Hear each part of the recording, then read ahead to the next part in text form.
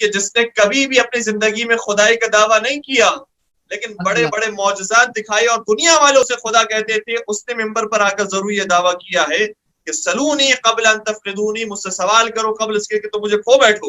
اور کسی نے اٹھ کر یہ سوال بھی کر لیا، مولا بتائیے میرے سر میں بال کتنے ہیں؟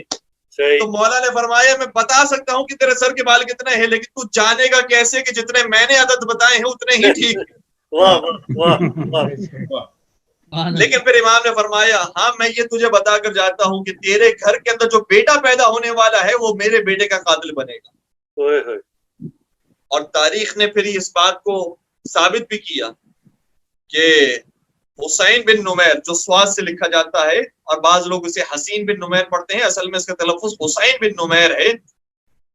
حسین بن نمیر، یہ نمیر کا بیٹا جو پیدا ہوا کربلا کے میدان میں حسین بن علی کا قاتل بنا، علی کے بیٹے حسین کا قاتل بنا. تو مولا نے فرمایا کہ میں تمہارے سر کے بالوں کی تعداد بتا سکتا ہوں.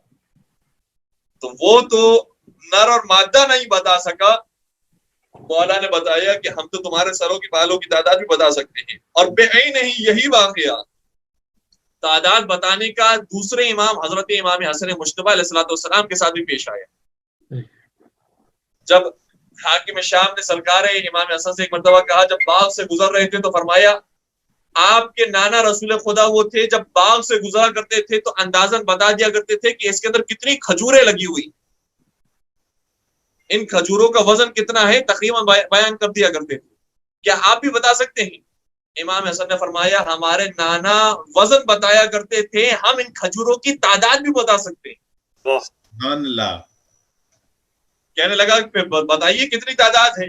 امام نے فرمایا اس باغ کے اندر 4004 کھجوریں لگی ہوئی ہیں. ماشاءاللہ. حاکم شام کو یقین نہیں آیا. حاکم شام نے کہا کہ ابھی ہم باطل ثابت کر کے بتاتے ہیں حسن کو، نعوذ باللہ نعوذ باللہ. اور ساری کھجوریں اتروائی اور سب کو باقاعدہ گنا گیا. تو جب گنا گیا تو 4003 کھجوریں تھیں.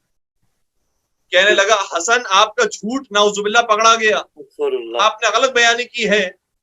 آپ نے کہا تھا 4004 کھجوریں ہیں، یہ 4003 کھجوریں نکلی، ایک کھجور کم ہے. اللہ اکبر. کتنی دشمنی تھی آل محمد سے. لیکن امام حسن اپنے مقام سے کھڑے ہوئے اور کہا کہ ہمارا علم کبھی بھی غلط نہیں ہو سکتا، کیونکہ ہمیں جہاں سے علم ملتا ہے وہ ذات غلط نہیں ہے. اپنے مقام سے کھڑے ہوئے اور جو گننے والے افراد تھے ان کو بلایا تو ان میں سے ایک شخص وہ تھا کہ جس کے دہن میں ایک کھجور موجود تھی. فرمایا یہ وہ ایک کھجور ہے کہ جس کا کوئی انکار کر رہا ہے.